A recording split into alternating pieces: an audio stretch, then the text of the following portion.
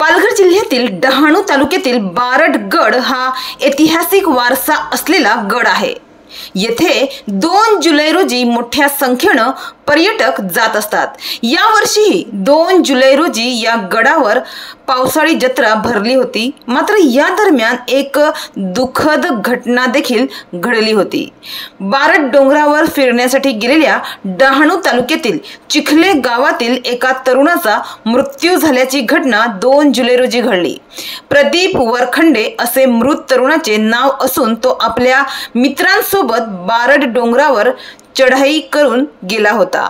माहितीनुसार 2 जुलै रोजी दुपारच्या सुमारास डोंगराच्या सपाटीवर पोहोचल्यावर त्याला धाप लागली, म्हणजेच दम लागला आणि तो अचानक जमिनीवर कोसळला।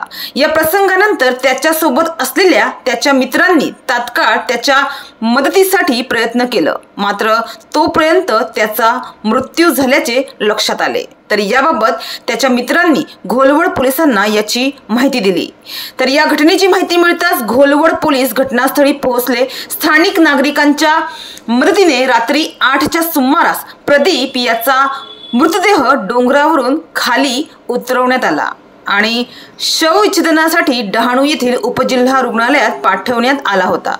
तर या घटनेची नोंद घोलवड पोलीस ठाण्यात करण्यात आली असून अधिक तपास घोलवड पोलिसांकडून सुरू आहे। ऐतिहासिक बारड गडावर बुधवार दिनांक 2 जुलै रोजी हजारो नागरिकांनी अलोट गर्दी केल्याचं दिसून आलं।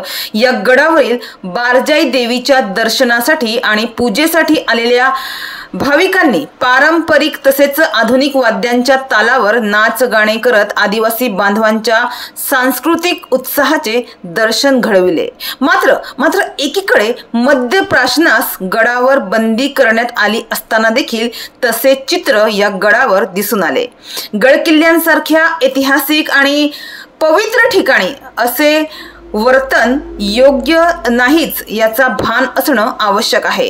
एकंदरीत एकीकडे या गडावर आपली संस्कृती जपली जात असताना दुसरीकडे मात्र आपल्या जिल्ह्याच्या या ऐतिहासिक पारंपरिक गडावर न शोभणारे वर्तन केल्याचंही पाहावयास मिळालं। गडकिल्ले ही महाराष्ट्राचा मान आहे, अभिमान आहे।